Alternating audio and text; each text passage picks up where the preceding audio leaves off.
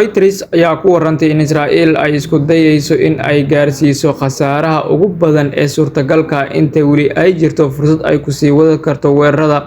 Sababtu waxa ay tahay in la rumeysan yahay Trump in uu go'aansan karo waqti kasta joojinta dagaalka. Telefishinka Israa'iil ee Janaa 12 ayaa ku warramay in Iran ay weeraro gantaal iyo diyaaradaha aan duuliyaha lahayn hadda ku qaaday gudaha Israa'iil, kuwaas oo qaraxyo xooggan ka dhaliyay Tel Aviv. Warbaahinta Israa'iil ayaa ku warantay in la adkeeyay ammaanka guriga Netanyahu sabab la xiriirta cabsi amni oo ah in la isku dayo weeraro ama dil la damacsan yahay, halka wakaaladda wararka Iran ee Tasnim News ay warisay in ay jirto suurtagalnimo uu ku dhaawacmay ama uu ku dhintay Netanyahu, iyagoo ku sababay maqnaanshaha uu ka maqan yahay warbaahinta. Wakaaladda wararka Iran ee Fars News ayaa ku warantay in Iran ay u adeegsatay hub gaar ah iyo gantaalada xambaara madaxa qaraxyo ah oo hal tan ah oo ku socda 14 jeer xawaaraha Mach, oo ka dhigan socodka gantaaladan inay gaarayaan in 14 jeer inta uu isaga gaarayo codka laba qof oo is hor fadhiya.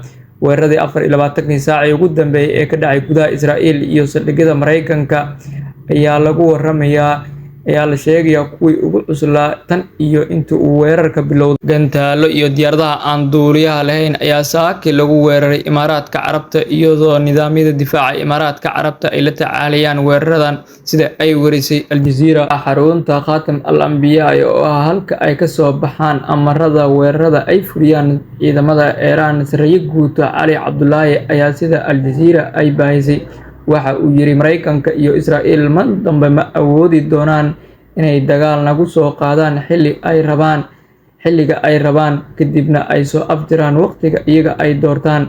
Iran ayaa go'aamin doonta xilliga uu dagaalka dhammaan doono. Hogaamiyaha sare ee jamhuuriyadda iyo ciidamada qalabka sida waxa ay dalbadaan aargudasho. Annaga waxa aan ballan qaadnay inaanu aargudno la sii wadi doono ilaa cadowgu ka shalayo weerarada uu nagu soo qaaday.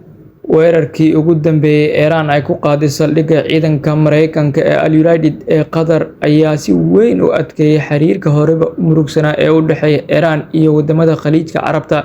Iran ayaa sheegtay in weerarkaasi lagu beegsaday ciidanka Mareykanka, inkastoo Mareykanka uu sheegay inuusan jirin khasaare. Dowladaha Khaliijka oo ay ka mid yihiin Qatar, Imaaraadka Carabta ayaa si rasmi ah u cambaareeyay weerarkan. Tani waxa ay timid waxyar ka hor toddobaad kadib markii isla dalalkan ay si wadajir ah u cambaareeyeen weerarka Israa'iil ay ku qaaday Iran.